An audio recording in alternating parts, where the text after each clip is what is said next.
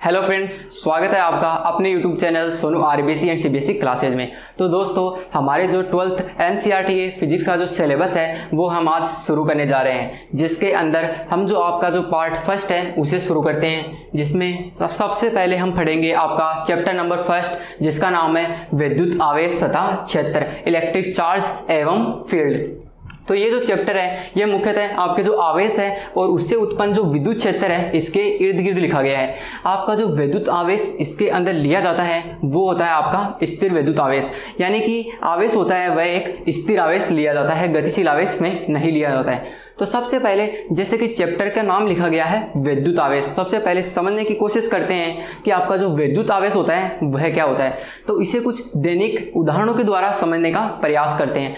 तो आपने अपने दैनिक जीवन में देखा होगा कि अगर किसी कांच की हम कोई छड़ लेते हैं और उसे ऊन या फिर जो रेशम के कपड़े से अगर उसे रगड़ते हैं और फिर उसके बाद में उसे हल्की वस्तुओं के नज़दीक लाते हैं, जैसे कि आप इसमें जो हमारे कागज़ के टुकड़े हो सकते हैं छोटे वो भी ले सकते हैं, इसके अलावा कुछ घास के जो तिनके होते हैं वो भी हो सकते हैं, तो इनके नज़दीक लाते हैं तो ये जो छोटी वस्तुएं होती हैं ये उस छड़ की ओर आकर्षित होने लग जाती है। तो इस तरह एक जो बल या फिर कह सकते हैं एक भौतिक राशि कार्य करती है। इसी प्रकार अन्य उदाहरण लें, जैसे कि हम कोई एक कागज़ का एक पेज लेते हैं और उसे अगर हम इस्त्री करके आवेशित करने की कोशिश करते हैं और फिर उसे हमारे जो कंप्यूटर या मॉनिटर की जो स्क्रीन होती है इसके नज़दीक लाते हैं तो वह उसके ऊपर चिपक जाती है। ये होता है इसके आकर्षण का उदाहरण। इसके अलावा हम प्रतिकर्षण के भी कुछ उदाहरण देखते हैं, जैसे कि अगर मान लीजिए कि हमारे पास कोई रेशम या फिर ऊन की कोई वस्तु है, उसके ऊपर हम दो छड़ लेते हैं और दोनों को उसी से रगड़ने की कोशिश करते हैं और फिर जब दोनों छड़ों को एक दूसरे के नज़दीक लाते हैं तब ऐसी स्थिति में दोनों छड़ों के मध्य प्रतिकर्षण उत्पन्न हो जाने लगता है, लेकिन जो छड़ और जो कपड़ा होता है उनके मध्य आकर्षण होने लगता है। तब ये जो आकर्षण और जो प्रतिकर्षण के उदाहरण है ये हम दैनिक जीवन में देखते हैं, जो कि विद्युत आवेश से संबंधित होते हैं। तो ये विद्युत आवेश से किस तरह से संबंधित होते हैं इन्हें समझने की कोशिश करते हैं। तो इसके लिए कहा गया कि जो हमारी जो दैनिक जीवन में इन दो छड़ों को लिया जाता है, इनको आवेशित किया जाता है, इनके मध्य आकर्षण या फिर जो प्रतिकर्षण लगता है इनके मध्य एक भौतिक राशि कार्य करती है, जिसे हम नाम देते हैं आपका विद्युत आवेश इलेक्ट्रिक चार्ज। अब ये जो विद्युत आवेश है इसके बारे में ये कहा गया था कि आपका जो विद्युत आवेश होता है वह मुख्यतः दो प्रकार का होता है। अभी इसके प्रकारों की चर्चा नहीं की गई थी, बस इतना कहा गया था कि इसके दो प्रकार होते हैं, दोनों अलग अलग होते हैं। इसमें जो आपके सजातीय आवेश होते हैं,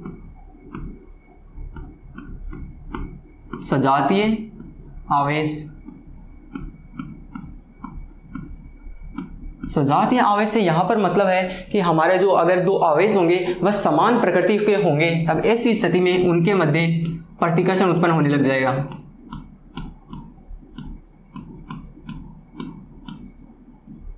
प्रतिकर्षण उत्पन्न होने लग जाएगा।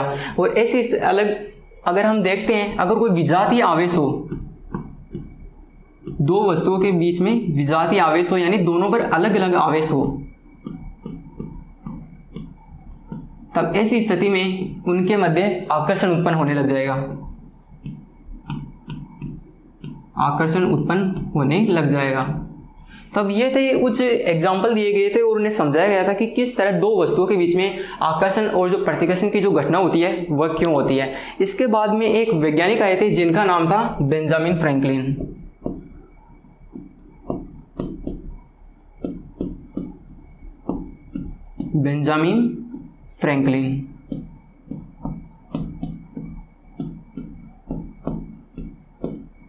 तो ये जो बेंजामिन फ्रैंकलिन थे इन्होंने बताया कि आपके जो आवेश होते हैं वह मुख्यतः दो प्रकार के होते हैं।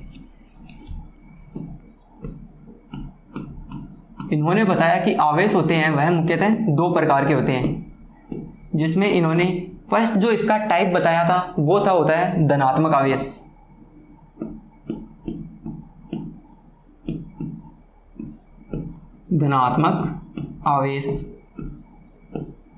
और सेकंड जो इसका टाइप बताया था वो होता है ऋणात्मक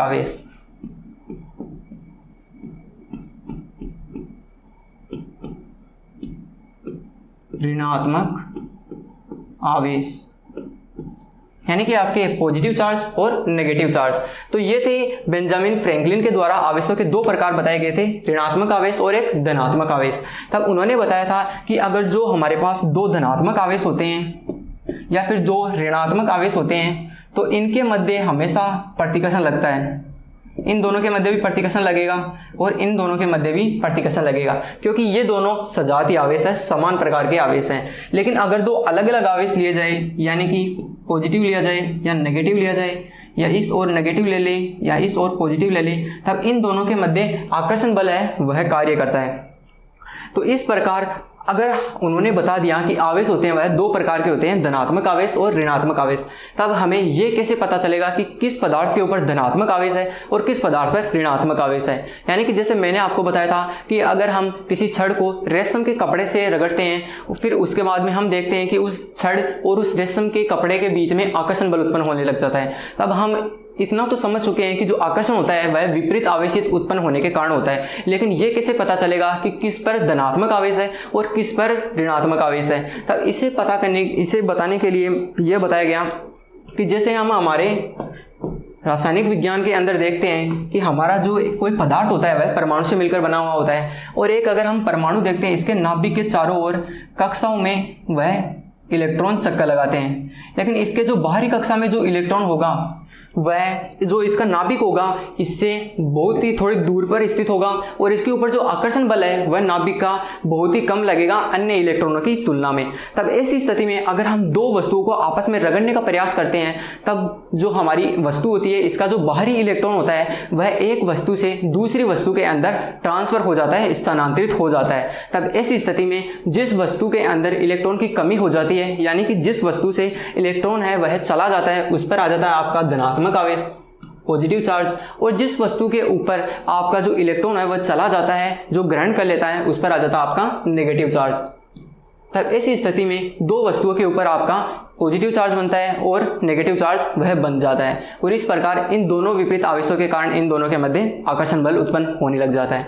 अब इस प्रकार इसके साथ ही उन्होंने यह भी बताया था कि अगर हम इन छड़ और जो आवेशित छड़ है और रेशम के जो कपड़ा है, इन दोनों के बीच के अंदर आकर्षण बल है वह कार्य करता है। लेकिन अगर इन दोनों को नज़दीक लाते हैं तब इस स्थिति में एक बार तो आकर्षण बल कार्य करता है, लेकिन फिर बाद में इन्हें अलग किया जाता है तो दोबारा इनके मध्य आकर्षण बल कार्य नहीं करता है। ऐसा इसके कारण होता है क्योंकि हमारा जो वस्तु होती है उसके द्वारा दिया गया पॉजिटिव आवेश और दूसरी वस्तु के द्वारा ग्रहण किया गया उसका जो आवेश होगा वह दोनों समान प्रकृति का होगा। यानी उनके ऊपर आवेश तो पॉजिटिव या धनात्मक हो सकता है, लेकिन उसका जो परिमाण होगा वह समान होगा। यानी कि हम उदाहरण के रूप में कह सकते हैं जैसे कि हमारा एक +5 और -5 के रूप में अगर हम दो संख्याओं के लेते हैं, इनका परिमाण तो समान है लेकिन आवेश है वह अलग अलग है। तभी इस स्थिति में जो विजातीय आवेश होंगे वह एक दूसरे के संपर्क में आने के पश्चात ये एक दोनों को जीरो कर देंगे, शून्य कर देंगे या फिर उदासीन कर देते हैं। तब इस स्थिति में जो विजातीय आवेश की जो वस्तुएं होती हैं वह एक दूसरे के नज़दीक या संपर्क में आने के पश्चात अपना गुण खो दे देती हैं।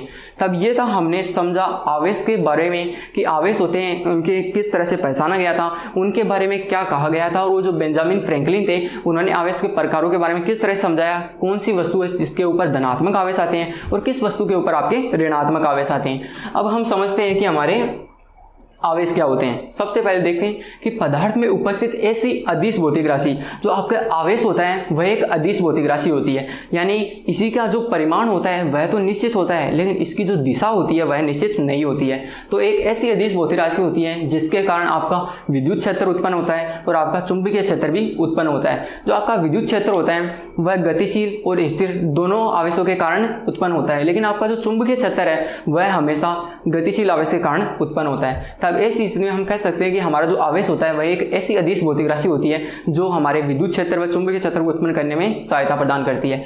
हम जो आवेश होता है इसे हम सामान्यतः इसका जो प्रतीक चिन्ह यूज में लेते हैं वह होता है स्मॉल क्यू। इसे हम स्मॉल क्यू के द्वारा दर्शाते हैं। इसका एक सूत्र भी हम काम में लेते हैं जो कि होता है Q = NE।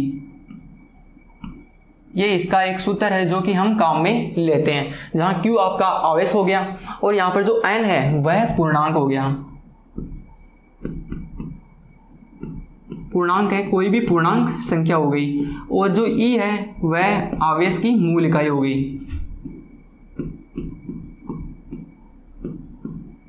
आवेश की मूल इकाई। ये जो आवेश की मूल इकाई होती है यह मुख्यतः जो इलेक्ट्रॉन के ऊपर चार्ज पाया जाता है वही होता है इसका मान। तो इलेक्ट्रॉन के ऊपर जो चार्ज पाया जाता है 1.6×10⁻⁻19 कूलाम, यही इसका मान होता है ई का। तो इस प्रकार इसका जो सूत्र है वह दिया जाता है जहाँ पर Q = Ne होता है, जहाँ पर n एक पूर्णांक होता है। किसी भी पदार्थ के अंदर जो इलेक्ट्रॉन पाए जाते हैं वह पूर्णांक के अंदर पाए जाते हैं। तो इस प्रकार जो n होगा वह हमारा पूर्णांक होगा। इसके आवेश के आधार पर ये धनात्मक भी हो सकता है या ऋणात्मक भी हो सकता है, लेकिन ये रहेगा हमेशा पूर्णांक ही। इसके अलावा जो ई है हमारा वह है आवेश की मूल इकाई, जो कि हमारे इलेक्ट्रॉन के ऊपर जो आवेश पाया जाता है उसी के बराबर होती है 1.6×10⁻⁻19 कूलाम। तो ये हो गया इसका सूत्र।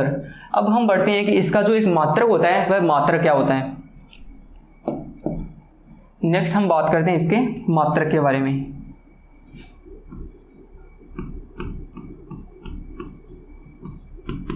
तो इसका जो मात्रक होता है वो हम लेते हैं कूलाम। कूलाम स्मॉल c के द्वारा हम इसे दर्शाते हैं। तो ये इसका आवेश का मात्रक हो गया, जिसे हम नाम देते हैं कूलाम, इसे स्मॉल c के द्वारा दर्शाते हैं। अब हम बढ़ते हैं कि इसका एक बड़ा मात्रक भी होता है जो कि होता है फेराडे। तो आपका जो एक फेराडे होता है वह 96,500 कूलाम के बराबर होता है। तो आपका जो एक फेराडे होता है वह आपका 96,500 कूलाम के बराबर होता है। तो ये हो गया इसका मात्रक। लेकिन हम जो इसके न्यूमेरिकल काम में लेते हैं अंक गणित के अंदर, तो उसके अंदर इसके अन्य मात्रक भी काम में लेते हैं, जिसमें हम लेते हैं आपका एक माइक्रो कूलाम जो कि होता है 10⁻⁻6 कूलाम के बराबर। और इसके अलावा हम काम में लेते हैं आपका एक मिली कूलाम जो कि होता है आपका 10⁻³ कूलाम के बराबर। तो ये हम जो इसके मात्रक होते हैं ये हम काम में लेते हैं आपके न्यूमेरिकलों के अंदर। तो इस प्रकार हमने पढ़ा कि हमारा जो आवेश होता है वह क्या होता है, इसके जो सूत्र होते हैं वह क्या होते हैं, इसे डिनोट किस तरह से किया जाता है, इसके जो मात्रक होते हैं वह क्या होते हैं। तो इसके अंदर हमने पढ़ा था कि हमारा जो आवेश होता है वह एक ऐसी अदिश भौतिक राशि होती है जो विद्युत एवं चुंबकीय क्षेत्र को उत्पन्न करने में सहायता प्रदान करती है। इसे हम स्मॉल q के द्वारा दर्शाते हैं और इसका जो फॉर्मूला है वह होता है Q = Ne, जहाँ पर आपका जो Q होता है, जहाँ पर आपका जो n होता है वह होता है आपका पूर्णांक, Q आपका आवेश होता है और E है वह आपके आवेश की मूल इकाई होती है जिसका मान होता है 1.6×10⁻⁻19 कूलाम। और इसका जो मात्रक होता है आपके आवेश का मात्रक जनरली हम यूज में लेते हैं वो लेता है आपका कूलाम।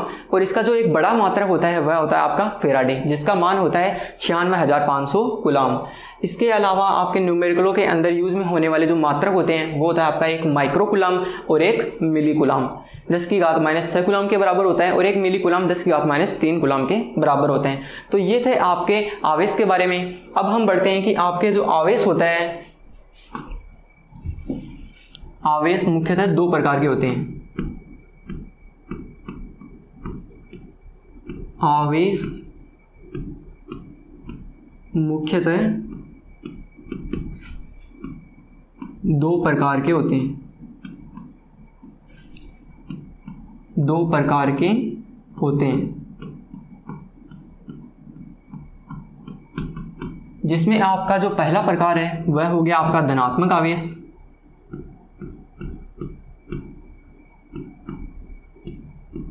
धनात्मक आवेश और दूसरा हो गया आपका ऋणात्मक आवेश। ऋणात्मक आवेश, धनात्मक आवेश पॉजिटिव चार्ज हो गया और जो ऋणात्मक हो गया वह नेगेटिव चार्ज हो गया।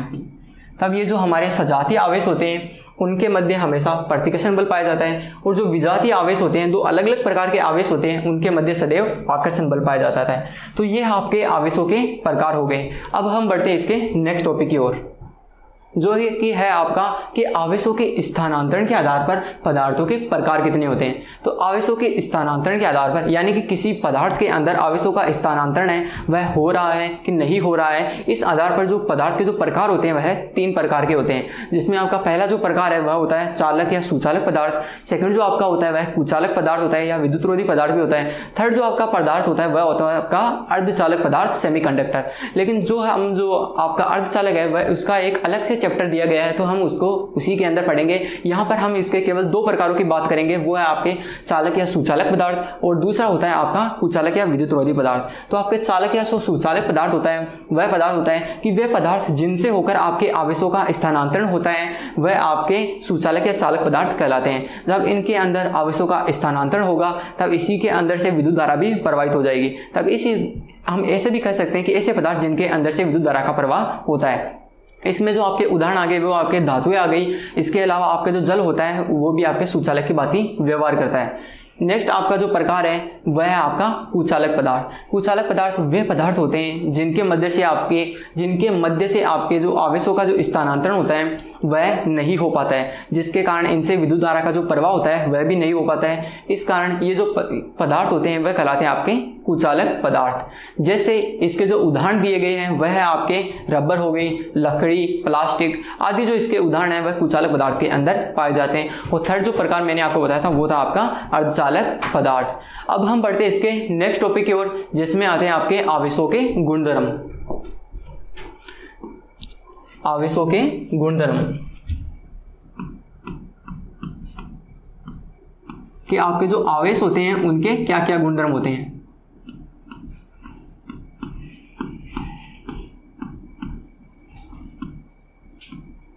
आवेश के गुणधर्म, जिसमें पहला जो हमारा गुणधर्म हम पढ़ते हैं वह होता है आपका आवेशों की योज्यता।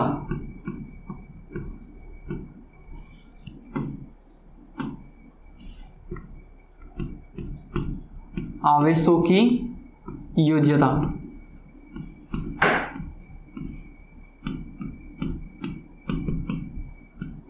तो अगर हमारे पास कोई निकाय या फिर कोई पदार्थ स्थित है उसके अंदर हमारे पास अलग अलग बिंदु आवेश स्थित हैं जो कि आपके धनात्मक भी हो सकते हैं और ऋणात्मक भी हो सकते हैं। तो आपके जो निकाय का जो कुल आवेश होगा उस निकाय के अंदर उपस्थित जो ये बिंदु आवेश होंगे उन सभी के योग के बराबर होता है। यह है आपके आवेश की योग्यता कि यदि किसी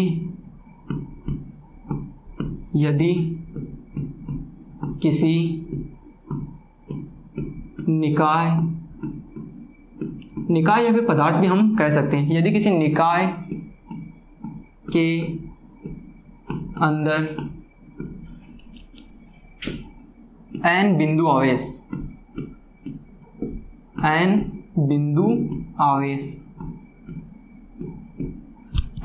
आवेश जिसमें हम लेते हैं आपके जैसे Q1 हो गया, Q2 हो गया, Q3 और इस प्रकार डैश डैश करके Qn तक आपके आवेश हो गए। n आपके बिंदु आवेश इस निकाय के अंदर स्थित है तो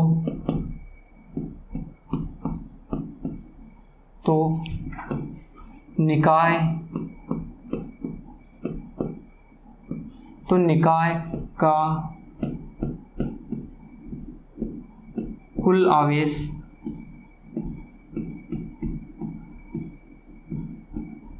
इन सभी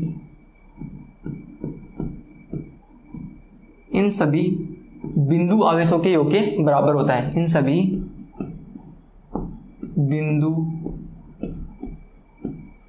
आवेशों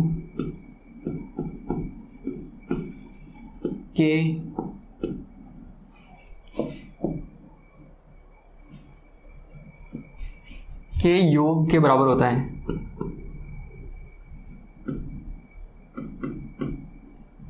के बीजगणितीय योग के बराबर होता है।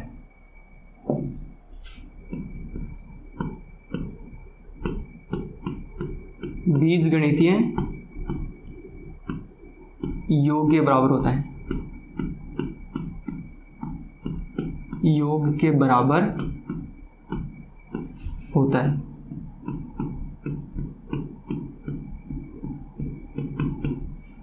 तो यहाँ पर जो निकाय का जो कुल आवेश होगा वह इसके अंदर उपस्थित जो इसके बिंदु आवेश होंगे उन सभी के योग के बराबर होता है। तो जैसे कि मान लेते हैं इस निकाय का कुल आवेश Q है, तो Q का जो मान होगा वह होगा Q1 plus Q2 plus Q3, इस प्रकार डैश डैश करके Qn तक के योग के बराबर इसका आवेश होगा। तो ये जो आपके आवेश हो सकते हैं बिंदु आवेश, वह ऋणात्मक भी हो सकते हैं और धनात्मक भी हो सकते हैं। तब इस प्रकार हमारा जो निकाय का जो कुल आवेश होता है वह धनात्मक भी हो सकता है और ऋणात्मक भी हो सकता है। जैसे कि उदाहरण के रूप में हम देखते हैं, उदाहरण के तौर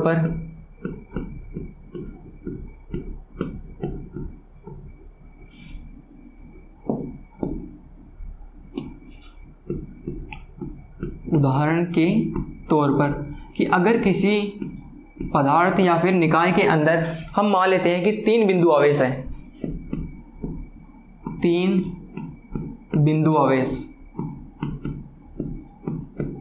बिंदु आवेश, जिसमें आपका जो पहला आवेश है वह है -5 माइक्रोकूलम और सेकंड जो आपका आवेश है वह मान लेते हैं कि 1 माइक्रोकूलम है, धनात्मक है, 1 माइक्रोकूलम है, और थर्ड जो हम मान लेते हैं वह आपका 2 माइक्रोकूलम है जो कि धनात्मक है। तब ऐसी स्थिति में जो निकाय का जो कुल आवेश होगा वह होगा -5 microcoulomb plus 1 microcoulomb plus 2 microcoulomb. तब इस स्थिति में इसका जो योग होगा वह हो जाएगा -2 माइक्रोकूलम। तब इस प्रकार हम कह सकते हैं कि जो निकाय का जो कुल आवेश होता है वह धनात्मक भी हो सकता है और ऋणात्मक भी हो सकता है। तो ये था आपका आवेश का पहला गुणधर्म, जिसमें था आवेशों की योज्यता, जिसके अंदर हमने जाना कि आवेशों के निकाय के अंदर यदि n बिंदु आवेश है तब इस स्थिति में जो निकाय का जो कुल आवेश होता है वह इन सभी बिंदु आवेशों के योग के बराबर होता है। तो इस प्रकार उनका बीजगणितीय योग हम करते हैं, जिसके अंदर हमने देखा था कि आपके जो n बिंदु आवेश Q1 से लेकर Qn तक है, तब इस स्थिति में इसका जो निकाय का जो कुल आवेश होगा वह Q1 प्लस Q2, इस प्रकार डैश डैश करके Qn तक इसके आवेश होंगे। उदाहरण के तौर पर हमने 3 बिंदु आवेश एक पदार्थ के अंदर लिए थे, जिसमें हमने लिया -5 माइक्रोकूलम, 1 माइक्रोकूलम और 2 माइक्रोकूलम। तब इस स्थिति में इनका जो योग होता है वह होता है -2 माइक्रोकूलम। अब हम बढ़ते हैं इसके दूसरे गुणधर्म की ओर, जो कि है आपका आवेशों का संरक्षण। आवेशों का संरक्षण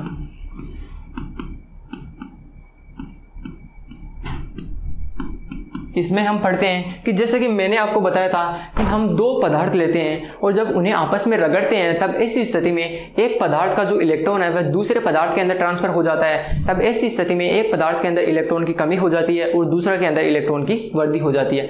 तब ऐसी स्थिति में हम देख पाते हैं कि हमारे जो आवेश होते हैं वह न तो नष्ट होते हैं न या फिर न ही उत्पन्न होते हैं, बल्कि इनका जो आवेशों का जो स्थानांतरण होता है वह एक पदार्थ से दूसरे पदार्थ के अंदर होता रहता है। तब इस प्रकार हमारे जो आवेश होते हैं वह संरक्षित होते हैं, वह न तो नष्ट किए जाते हैं न ही उत्पन्न किए जाते हैं। ये जो आपके आवेशों का जो संरक्षण नियम है वह आपके ऊर्जा संरक्षण के नियम की बात ही है, जिसमें हम पढ़ते हैं कि जो हमारी ऊर्जा होती है वह न तो नष्ट की जाती है न ही उत्पन्न की जाती है, बल्कि इसका जो ट्रांसफर होता है वह एक स्टेट से दूसरे स्टेट के अंदर होता रहता है। ठीक इसी प्रकार आपके आवेशों का संरक्षण नियम है। इसके अंदर आवेशों को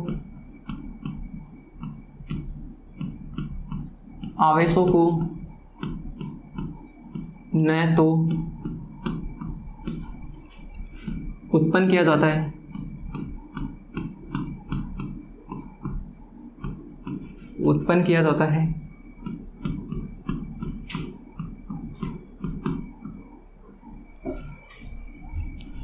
न ही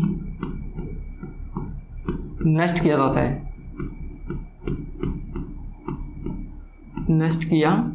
है, बल्कि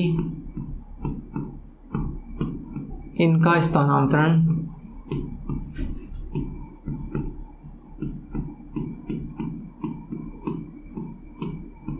एक पदार्थ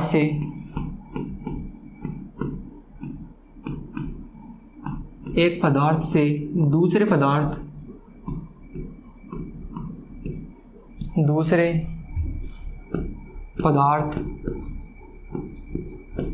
में होता रहता है। होता रहता है।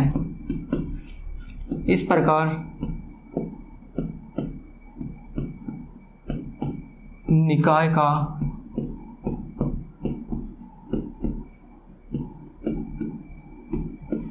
का कुल आवेश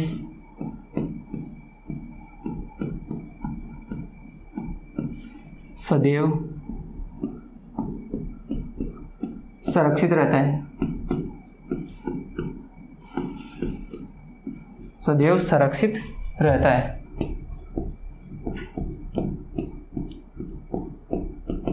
तब ये जो इसका सेकंड गुणधर्म है वह है कि आवेशों का संरक्षण किस तरह से होता है, जिसके अंदर हम पढ़ते हैं कि आपके आवेशों का न तो उत्पन्न किया जा सकता है न ही उन्हें नष्ट किया जा सकता है, बल्कि आवेशों का एक पदार्थ से दूसरे पदार्थ के अंदर ट्रांसफर होता रहता है। और इस प्रकार आपका जो एक निकाय होता है उसके अंदर कुल आवेशों का सदैव संरक्षण बना रहता है। और थर्ड जो हम इसका गुणधर्म पढ़ते हैं वो होता है आपका आवेशों का क्वांटमीकरण। अंतिम गुण है इसका आवेशों का क्वांटमीकरण, और काफी इंपॉर्टेंट ये आपका गुण है, जिसमें यह कहा जाता है कि आपके जो आवेश होते हैं, किसी भी पदार्थ के अंदर जो आवेश होते हैं वह आवेशों के मूल इकाई के पूर्णतः गुणज होते हैं या फिर पूर्णांक गुणज होते हैं। किसी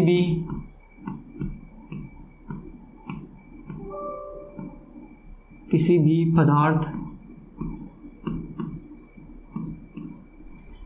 या निकाय का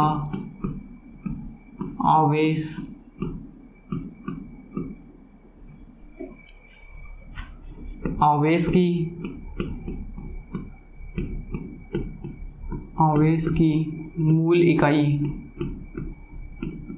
जिसे हम ई नाम दे देते हैं, और जिसका मान मैंने आपको बताया था 1.6 × 10⁻⁻19 कूलाम होता है, कि पूर्णतः गुणज होता है,